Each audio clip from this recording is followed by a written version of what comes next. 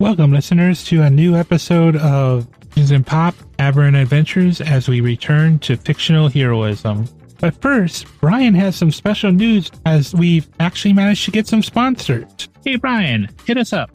I would like to take this time to mention that we actually have a couple of affiliates now. I bet our listeners get really thirsty, don't they? We actually have a sponsorship from Liquid Water, Life Water, and we'll make sure to have that code up in today's soda break, so you guys can get in that. Because if you use our code Dungeons and Pop, you will receive, I believe, about 15% off your order. And we know there's a bunch of people who have their hungry little youngins and babies out there. I got BB right here next to me.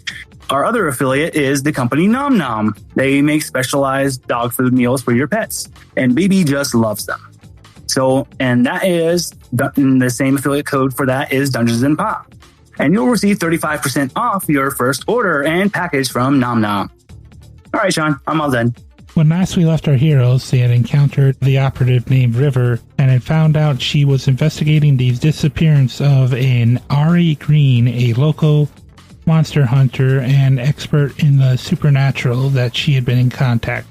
When they went to his hotel room, they discovered notes about the mouse, the disappearance of vampires in the area, and some other things, while Alexander investigated a strange noise and realized, to his horror, one of the hotel employees had something weird going on with their back, and then they attacked him. And that's where we left off. And now, on to the show.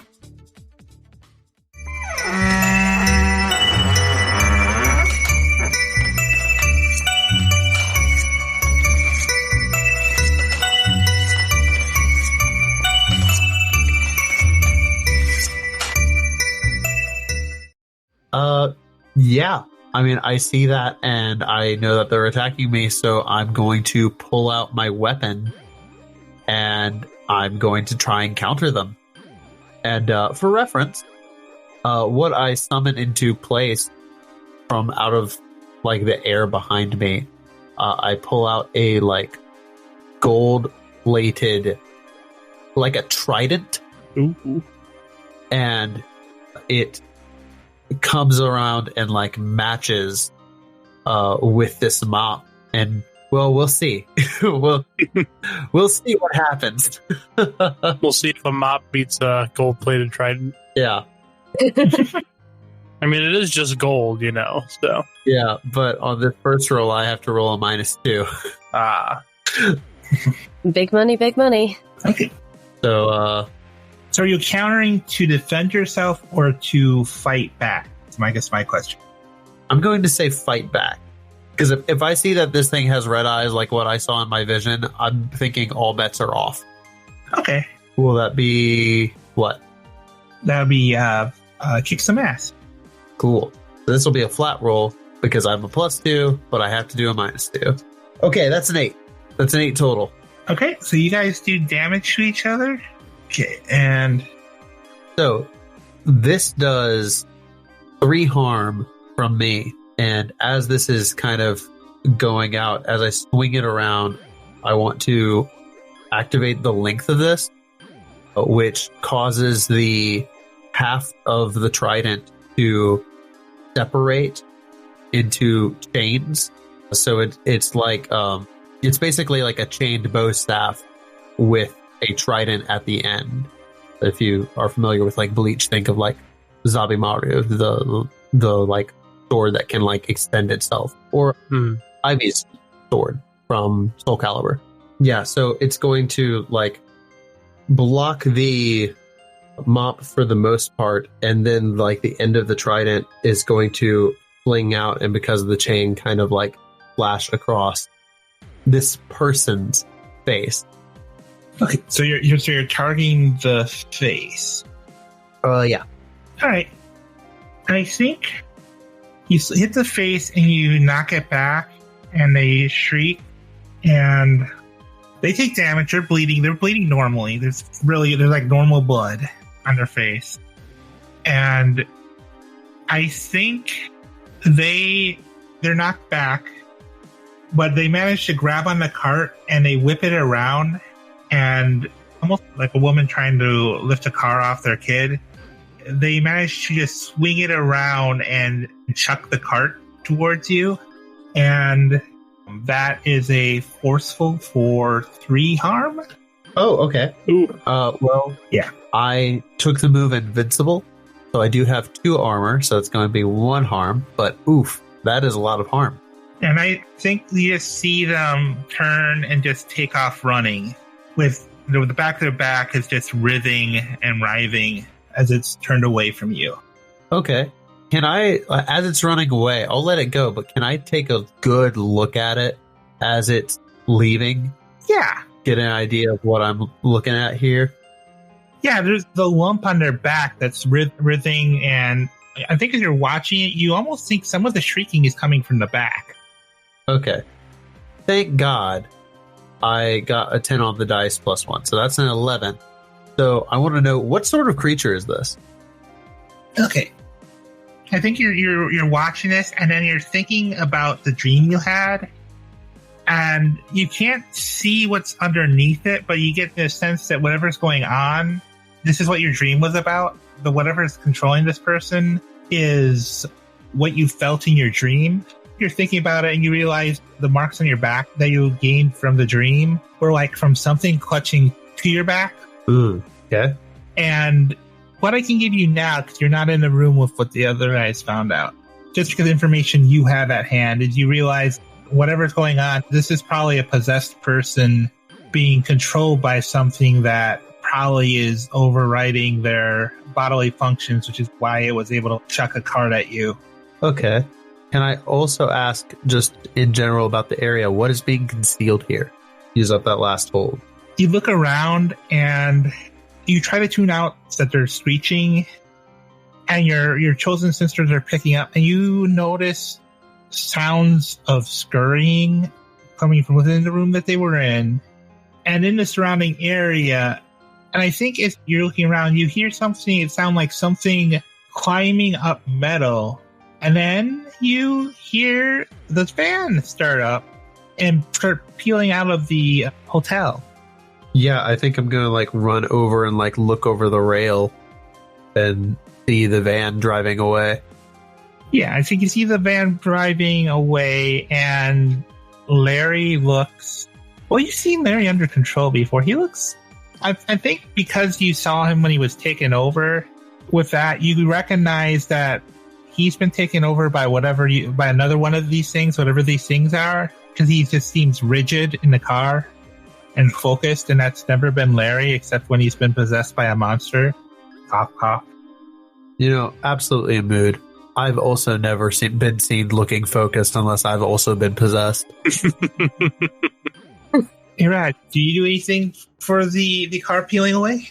The splash would have, but no, the van would have been more important. He would have run outside and looked to see if there was anyone who was driving. Wait, are you checking if anyone's driving the van or if anyone's driving a car and that you can hijack?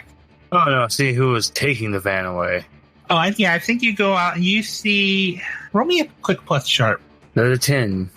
Okay, with a 10, yeah, you see it's Larry driving it, but he looks off and his eyes are glowing red. And he looks angry. Yeah, we might as well just follow behind. All right, let's go find a car and take it. We're all outside now at this point, right? Yeah. Okay. Yeah, Wiley's just gonna follow after Raj. He's in the same mind of gotta chase down that van by finding some kind of transportation.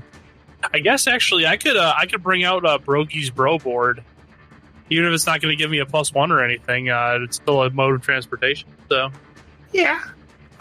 Now I'm just picturing you pulling it out and like a cartoon. You know what? I know I said it's only +1 for woods. I'm just going to change it now. It's +1 in pursuit. Ah, I like that. Because I think it makes sense from a cartoon standpoint. Yeah, I think that makes sense. I could be fast enough on a skateboard as a cartoon character. How big is it? I'm trying to remember, how big is Brogi's Board? It's big enough because you're so small, you could actually take someone on. Okay. If they're willing to handle being on a skateboard with a cartoon cat. Yeah. I think maybe even as we're like running, like if this is on like a second story and we're like running down the stairs, like get the street level, I think Wiley will just say, I can take one of you with me to try and chase down Larry. I don't know why he's doing that. I don't think Wiley saw the person with the cart with the red eyes or the hump on their back. Yeah. And did Raj pass on that he saw red eyes or no? He would try to explain to his best that his eyes were red. I don't know if he's tired or not, but I think they were shining. Yeah, that's definitely not Larry. It doesn't sound right. I'm gonna have to go see what's going on. And then like he had made the offer, so if anybody wants to come with, I'll take you there. As we all jump up to ride a skateboard with a cartoon cat. Yeah. I'm just sitting here like I've had combat at this point, so I'm just like letting the floor be open for other people to do dope shit. Yeah. Because this is a great opportunity to do dope shit. Yeah. Yeah. I mean, Teddy kind of wants to pursue, but she also she's concerned about Ari and would kind of like to go back in the room to see if she can find anything before like hotel management shows up or something. Okay. Well, why don't we off the table, like above the table? Oh, why don't we do Alexander and I'm forgetting River, your character's name. I'm so sorry. Teddy. Alexander and Teddy go and consolidate the information that we have so far, and Raj and Wiley go do dope cartoon skateboard shit. That would be up Raj's normal modus operandi. Yeah. I mean, yeah, we can do that. It's just he's not the same Raj anymore. He's an old man. This is actually worries him. Oh yeah. This worries him, but he'll do it. He'll do it, but he won't like it. Yeah. I think Wiley will toss the book to Teddy. I imagine that he brought Ari's notebook out with him, and he just tosses it over. He says, we'll see you hopefully after we straighten out whatever this is. You got it. Hang 10 or whatever. However many toes you've got. Right on. I just realized I'm sitting with my cat here. I would try to count his toes, but I don't think he's going to let me. I think they've only got 4. Yeah, usually. Unless they're very special. Unless they're special, yeah. Okay, and I'll leave it up to you guys which one we focus on first. I mean, I kind of want to do dope skateboard shit. Okay. Yeah. Yeah, let's do that first. Okay, so yeah, I think that would be a roll and act under pressure, then Wiley. Ooh, nice. So, accounting for my +1 when in pursuit and my +1 on my next act under pressure from the latte, I get a +2 on this roll on top of my normal 1, 2 cool. I have a +4 to this roll. So if I fail it, I'm going to be upset. Okay, that's a 12. All right. So you guys hop on the skateboards, Shag and Scooby-Doo style, on the board. But it's Wiley and Raj style. Yeah. Yeah. And you're just taking off after the truck.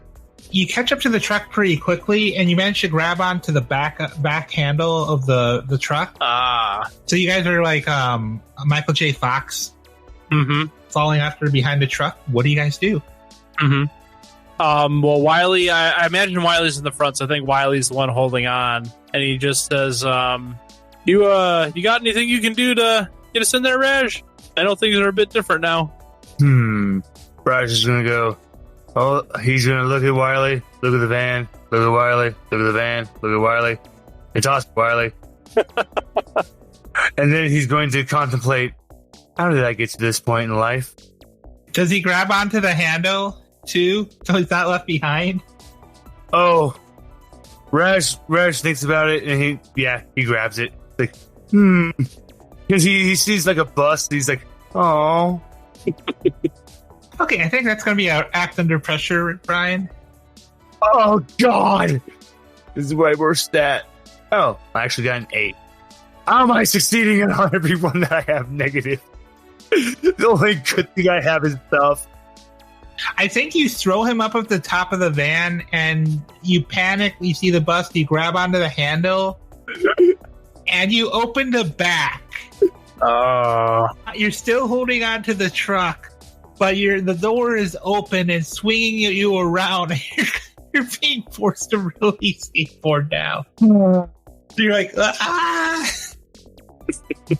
Which technically is good for... Technically, I guess that's good because now you got an opening for Wiley. Yeah. I think like Wiley gets thrown up on top of the van, and he like looks back and notices that the door is open and Raj is flailing around, and I think he's just gonna be like, "Oh, good job, Raj!" And he's just gonna like jump in like it was meant to happen, you know? Raj just closes his eyes. Just, please, don't let it hurt. I can feel pain now. Okay, we got Raj struggling, and I'm going to ask you to act under pressure again. Yeah, I know. I'm just waiting for the moment I go flying. This is going to be amazing. Just don't break my bro board or I'm going to be sad. Well, it is a cartoon object, so Oh, that's true. You might just have to throw it in the back of the van, and then the next scene, Shane is back. Yeah. But yeah, okay, so you hop into the back of the van. Wiley, what do? You see Larry's driving. There seems to be something under his shirt in the back, like a hump, and he seems to be looking just very angry. And is Mercedes here too, or just Larry? I think Mercedes is in here too, but they're... Oh, thank you for that, by the way. Yeah. Mercedes gets up and looks at you angrily. She also has a lump on her back. She's like, oh, damn, I've seen everything. And she does sound very different. She sounds like she has a mouthful of teeth. Oh. Well, here's the thing. You can clearly see she does not have a mouthful of teeth. She just sounds like it. But she sounds like she does. Interesting. Can I read a bad situation to see if I'm smart enough to figure out what's going on? Yeah. All right. That's a sharp, which is also a 2 stat for me, so I'm going to roll that. That's a 9. All right. What's your question? What are the questions again? Questions for read a bad situation are: what's my best way in? What's my best way out? Are there any dangers we haven't noticed? What's the biggest threat? What's most vulnerable? And what's the best way to protect the victim? I'm going to go for what's the best way to protect the victims, because these are my friends and something's clearly wrong with them. I think you're looking back and forth towards them, and I think you just pick up that whatever's going on, it's something controlling them, and there's clearly something there that's not there before. So I think your best bet, you're thinking, is to get whatever's controlling them off of them, and maybe they'll be snapped out of it. Okay. Yeah, that's what I figured, but I didn't think that Wiley would really know enough until he assessed more. So I think that with all that information, Wiley is going to, from seemingly nowhere, pull out his baseball bat. Well, it's called a baseball bat. I think it's more of like a cane. Yeah, you did like the Sly Cooper cane. Yeah, exactly. Yeah, Duh. yeah, and he's going to attempt to knock whatever this thing is off of Mercedes' back. All right. He's gonna try to like flip around behind her and then like knock this thing off her back. Okay, I think that's going to be a kick some ass. All right, that is an 8. All right. And my cane only does the 1 damage. Okay. So I think... Oh, this is going to be embarrassing for Mercedes. I think you managed to duck around, swing up. She takes a swing at you. I think actually you kind of let her charge at you, and then you basically slip your cane up as she's crashing into you for 3 damage for body slam. Ooh. But you managed to hook up, and you basically... How do I put this lightly? As she's crashing into you, you hook your cane so you can literally rip off her shirt in a way that it just tugs off whatever's on her back, and you just see like her shirt wrapped around this small squeaking thing bounce out the back of the truck. And Rash, guess what? Roll it. Read it. Am I acting under pressure? Actually, I'll give you a choice on this. You see something bounce out of the back of the truck, wrapped up clearly in Mercedes' shirt. Do you try to dodge, or are you going to take this as a threat and attack it? It's bounced. No, I gotta attack it. All right. And I have my trusty shotty. All right, am I kicking some ass, or am I acting under pressure? If you're actively attacking it, it's kick some ass. Excellent. That is an 8. Why is it always 8? All right. I'm going to make this interesting. How much does your shotgun do? 3 harm.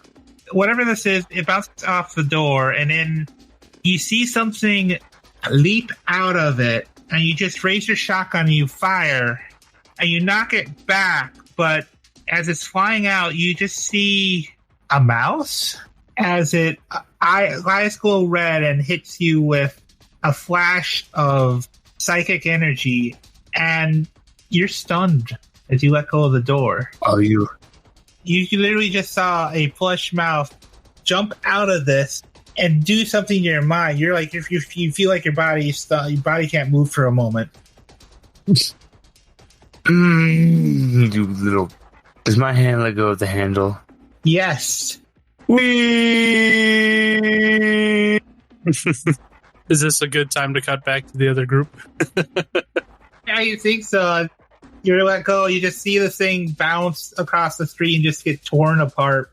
It can't use its armor for this because it's not able to. How you're going to scurry to safety bouncing across a moving street?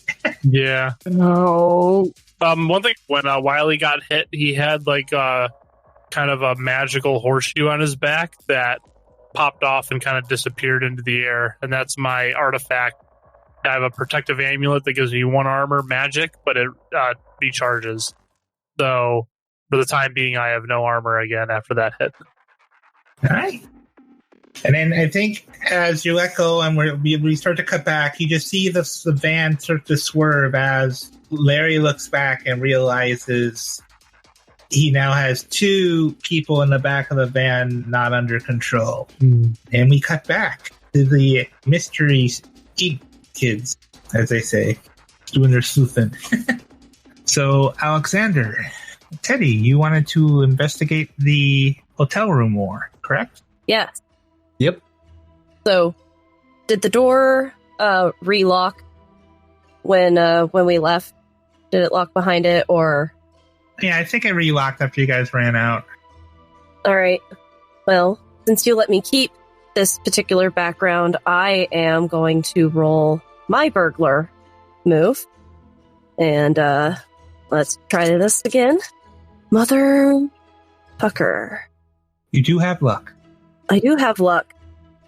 I'm going to use luck because that was a 4, 5. That was a 5. So I'm going to use luck to break into this room again. Okay. This is old hat for Teddy. She knows what she's doing. So, pick 3. I think I have to go with you get in undetected, you get out undetected, and we find what we were after. So, yeah, so Teddy deftly picks the lock, opens it up, opens the door just enough, and gestures for Alexander to go in first, and quickly follows after him, closing the door behind them, still with the do not disturb sign there on the door. And she's going to look around, and she looks at the notebook again, and she says, I don't like this. There's something we're missing here. I've only met him a few times, but this doesn't seem like Ari. There's something else here. Do you have anything you can do, like anything special to try to find anything else in this room? Yeah, I can try and take a look around. What I saw seems to be that like something around here is acting like a parasite and controlling people to do its bidding. And I think I'm going to tap into past lives. Okay. So, When I channel my previous incarnation to discover something, I pose a question, and I roll plus weird. On a 10 or more, my past life has something useful to offer, and I can ask 2 questions. On a 7 to 9, it has a little bit of experience with this, and I can ask 1 question. And on a miss, my past life takes over for a while. Okay. Okay. So this is... Okay, that's an 8. Okay. So I get to ask 1 question. What question do you want to ask? Hey, Gabe. Yeah. Do you know anything about these parasites that the lore worm might be having going about, or any way to look at what's been going on here? Oh no. Okay. I gotta show you something, Alexander. There's a reason why I didn't want my friend Ty involved. I think you kind of like have a flashback, and you see Gabe dealing with. You see Ty. You see the barista, and he has a weird thing on his back. It's like it looks like almost like a goat fused with a man on his back, and he's like, this reminds me of a chupacabra I had to deal with. It wasn't like the books. It was like a weird parasite saying it. That's one thing about it that's worrying about. Someone's doing something like this. They're manufactured creatures, stuff like that. Usually, more often than not, someone's been messing around with something that they didn't think they could take control of it, keep it under wraps, and then it. Like it's like those movies. They always think they got the dinosaurs under control. They don't know what the hell they're doing. I almost died with something like this that I should have known. He tends to get caught up in these things, but they got to figure out what the source is. Usually with these things, because usually they get where they're doing stuff like this. There's got to be a source for a hive mind. It's usually like whatchamacallit with ants. You mean like a queen? Yeah, or queen or a king or something. There's usually like something that's a focal point. Usually, when you're dealing with folks like the housekeeper you were doing, those are like the drones. Sometimes there'll be like a warrior. Sometimes there'll be like a warrior type, and sometimes, but the main source is the kings and the queens, because they're like antennas. They were as much antennas as their king and queen. They focus the power. Okay. So to clarify, this is something similar to a chupacabra, but it also has a hive mind going on, and we need to find its leader to be able to take it out. Yeah, basically he's saying that he reminds him of when he dealt with a hive. Chupacabra was the best way he could describe it. Just that's what it kind of looked like to him. But usually he's saying basically it has to be a hive mind for them of a source of something. Usually something made to, like you said. So someone was messing around with something they didn't, and if that makes sense. Yeah. It's basically man's folly in play. Okay. Yeah, I think I'll pop back and come back from having this conversation in my head with Gabe and look over at Teddy and say, "Oh, sorry, little Al, but yeah, I think what we might be dealing with is some kind of hive mind. Maybe Ari, maybe Mr. Green went after their queen to go and find it. Maybe that's the mouse that he's talking about in his message." Could be. Teddy kind of looks around a little bit, and her face, and she gets kind of a serious look on her face. Says, "Or maybe it got him." Teddy, as you're looking around and you say that, you roll me a sharp, please. Alrighty. Come on, dice. Fuck yes. That is a 12. There we go. I think if you're looking around, as something catches your eye, and you walk over to the messed up clothes, and you walk over and you pick up a shirt, and the shirt says on it, Tallahassee Convention Center, volunteer Mr. Green.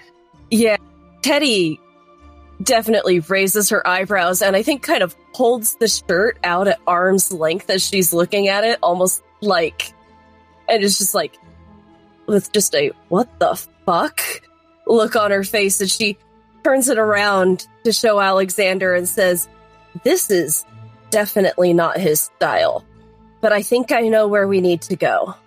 All right, lead the way.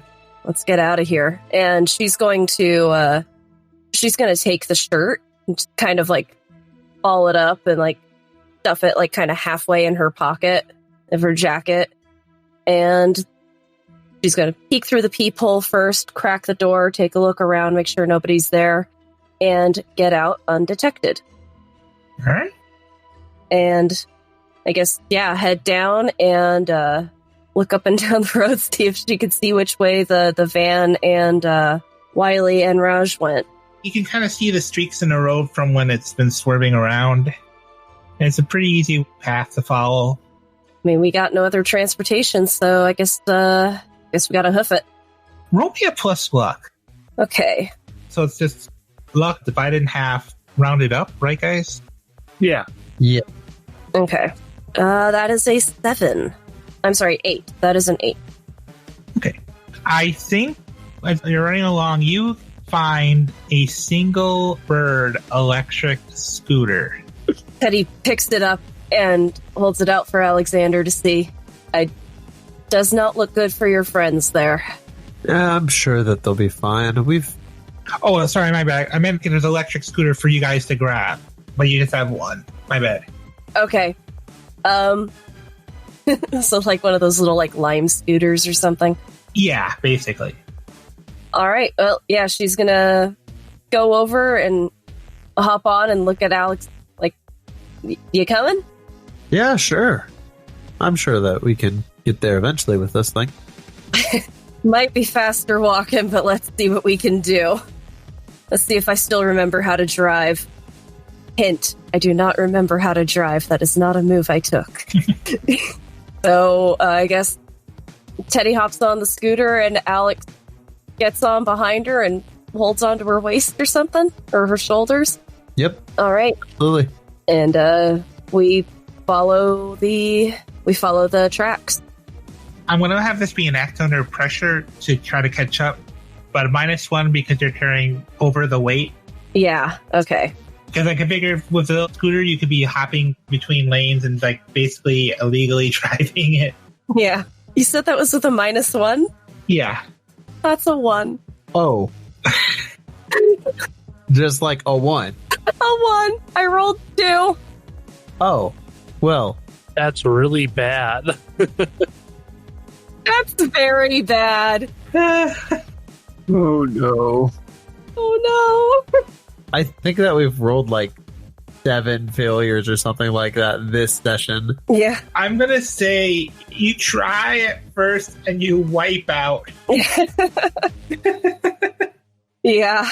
When you guys first start out, you don't have the weight distribution right, so it just kind of does like that whole spin up and just flips you guys on your back. Teddy just immediately struggles and disentangles herself from Alexander's limbs and the scooter and might be blushing slightly, and she's like, fuck it, let's just run. Let's go.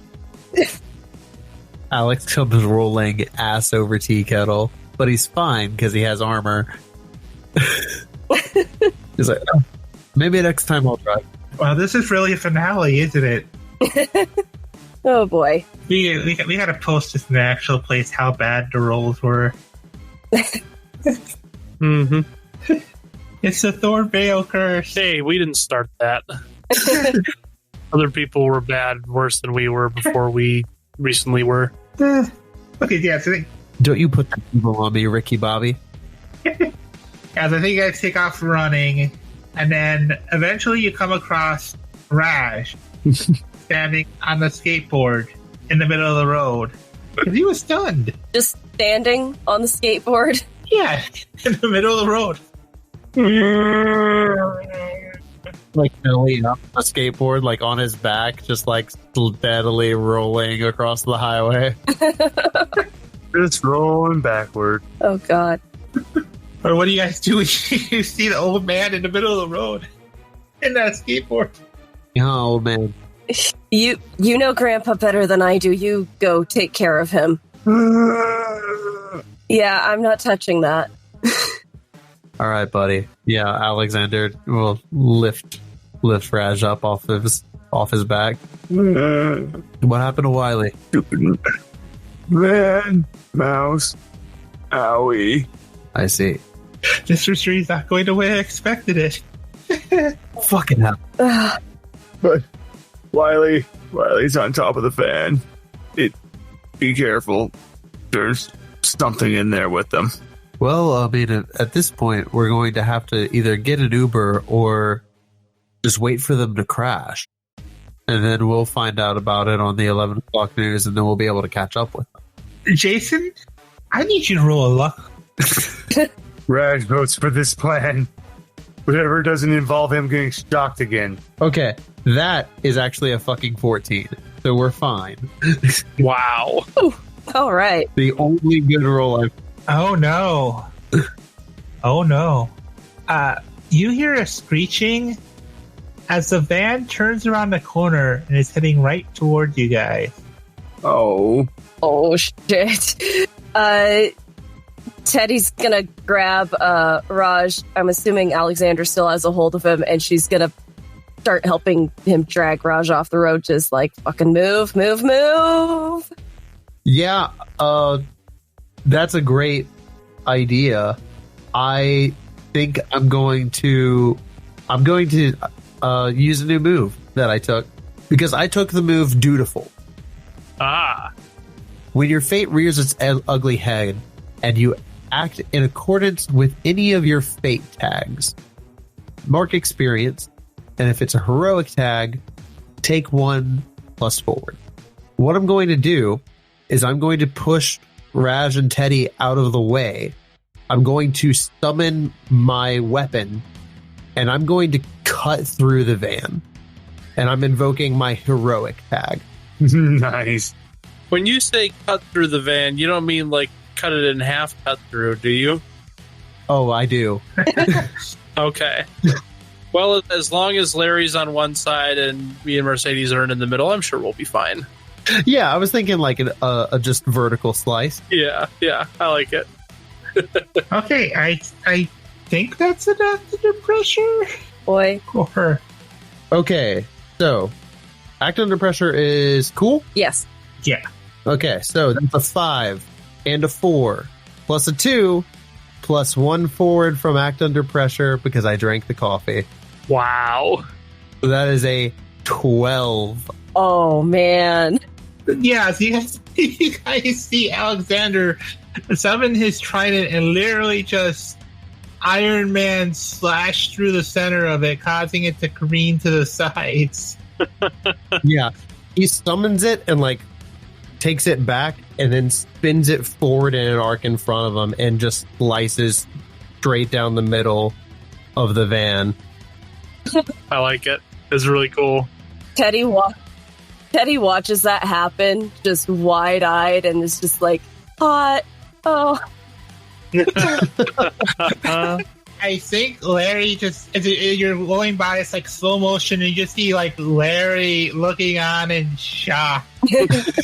Even possessed, you've done something that just shocked the thing controlling him so badly that they're in sync. Oh my god, it's the Doom Patrol meme. Oh, yeah. Oh, and then you also see gliding by, you see Wiley and a shirtless Mercedes watching you fly, I think. Yeah. Right, Andrew? Would you say that? Yeah, I think we're watching from like the other half as it like skids to the side, and we were not expecting that. I think that much is definitely clear. Larry is Elliot Page, and then Wiley and Mercedes are the guy like in the other car. Yeah. And then the third panel in the middle that is just a man with a spear. That's great. I love it. Yeah, I think the two sides crash to the side, and you see Larry climb out and just take off running. Is this still possessed, Larry? This is still possessed Larry. Oh, I'm gonna stab him. And where did Mercedes land? Like near Teddy and Raj? Yeah. I think she's still in the van with me. Yeah. But that side of the van did land by you guys. Okay. Okay. Because it did get sliced in complete half. So it's probably crashed into the side and tilted over onto the Yeah. cars on the side. Were there other cars on the road, or did this blessedly happen in the middle of where there's nobody else around? Roll plus luck. Oh no. Please, oh please, oh please. We don't need witnesses. That's a stick. We had witnesses. Yeah, there was cars. We don't necessarily have witnesses, but it did crash. There was cars on the side of the road from people like visiting and stuff. It definitely landed on and crushed part of some cars. Whoops. Well, They have insurance for that, surely. yeah. Okay. Yeah, I mean, if no one else is going to do anything to stop Larry, I got a thing I'll do. I mean, Wiley would probably be going with you. He would be trying to run down Larry just to get him out of the situation, too. I have a wall, but that is magic barrier close. Is Larry close enough for that to count, or is he far away? You have enough time when between it crashing and him having to climb out, you could run over and keep it close and set up a barrier? Yeah, I guess I'm going to do that. If anybody else had any other ideas, or I'm going to try to do that. Yeah, we definitely let that resolve first. I think that makes sense. Yeah. Okay. That is... Oh, wait. Combat magic is... Okay. So since I'm using it just to contain Larry, stop him from running, that is going to be just straight use magic. Yeah.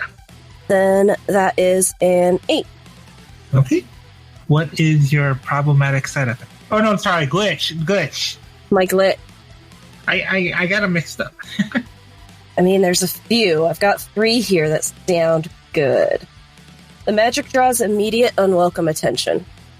So, Teddy drops down a wall of just, like, wind to try to, a barrier to just hold Larry in place.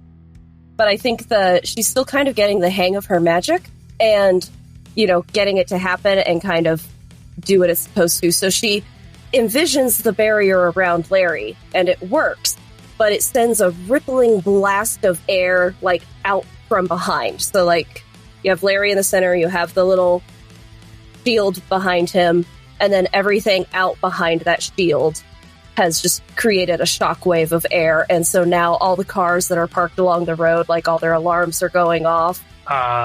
Some shop windows have been blasted out. Yeah. But Larry is not going anywhere. Yeah. I think Larry comically runs into it and falls down like a cartoon with the birds swirling overhead. All right. Anyone else? Is Mercedes still, like, a threat? Oh, no. Mercedes is definitely... They are covering themselves up, but they don't seem to be glowing or anything. They just look around confused. Shirtless. Teddy's going to pull the shirt out of her pocket and hand it to Mercedes to put on. And Mercedes quickly puts it on bashfully. Just watch. That'll be our first banner. Is Mercedes green by any chance? She is a cartoon frog. Yep, she is green. Yep. Yep. So she's wearing the shirt that says volunteer Ari Green, and she's green. Like, That's great. I was kind of planning that from the moment you ripped her shirt off. So, Perfect. I think at this point, with Larry being contained, we need to get the thing off of his back. So we got to get to him in order to be able to do that. But this is like a wall of wind, you said, right? yes, but the wind is blowing out from us. So it's not like, Okay. yeah, it is invisible. I see what you're saying. Yeah. Throw the cat. Throw me into the Thunderdome. It wouldn't be the first time that Alexander's thrown the cat. It's true. Asked and answered. Yep. Yeah. Alexander just picks you up by the scruff and then, like, balances your, like, hind legs in his hand and chucks you. Yeah. Gives you the fastball special. It's a fur ball special. Yeah, a fur ball special, yeah. Oh, Okay. I need a kick some ass from since you guys have done this before, I'm not going to ask for an act under pressure to toss the cat because it just seems like a. Is this our special now? Is this our signature move? Yeah, that's your signature move is to toss the cat. Okay. The furball. Furball special. When in doubt, cast the cast or toss the sheet. So yeah, I will make my kick some ass roll. Here we go. That is a 13. No, sorry, 12. Let's go. But still, I rolled almost boxcars on that. Oh, nice. What's your extra effect? I would like to force them where I want them, which is on the ground with the thing off of its back. Okay. His back. Okay, and how much harm does your bat do? Just the one. Okay. But I'm just going for the creature on the back, though. Okay. I think you swing at it, and you see it duck. Do you see the thing move, and it just falls down his shirt and pops out the bottom as you try to swing it? But you push Larry back, and you see it moving, and you can't get a beat on it because it's moving around. I feel like you kind of managed to hockey puck it back towards the others. Like once it gets out of the shirt, you mean? Yeah, as you see a plush mouse crawl out of the bottom of Larry's shirt and land on the ground and start to run away, and you just hockey puck it out to the middle where everyone can see this plush mouse with glowing red eyes stare up at him and speak before trying to run further down the street away from everyone. Teddy's gonna try to step on it. All right. I guess that's kick some ass. Are you trying to restrain it, or are you trying to actually damage it? Honestly, trying to damage it. Okay. Or no, because she doesn't know that it was possessing things.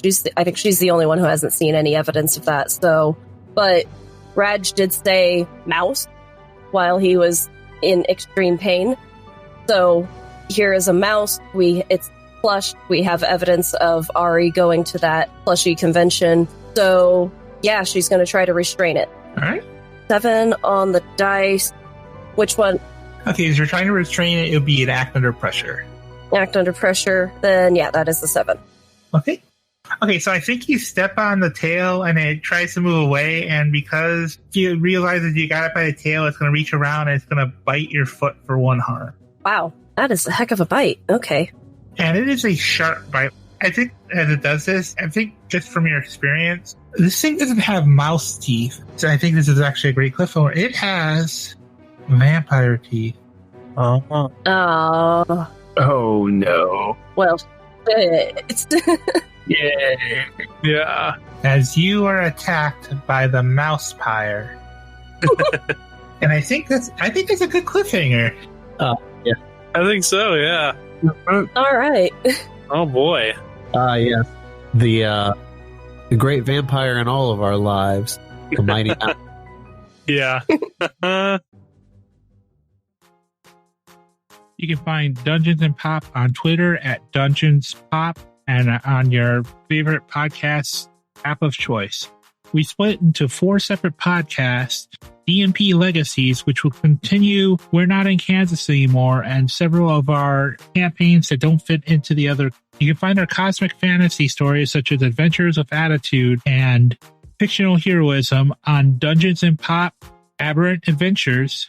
And you can find where we are showcasing our friends in the community who don't necessarily have the time to run a podcast on their own or are just new to the community, and DMP Stories in Stein. Cyber City and Brian's Spelljammers campaign are continuing on the Infinite Nerd Theorem, which is linked in our show note. In addition, we have joined the Fun Installers Network, a group of independent podcasters working to help each other boost themselves and bring fun to the community. You can also join our Discord social club and join for a game even once. Thanks for listening, and if you enjoyed the show, please leave a review.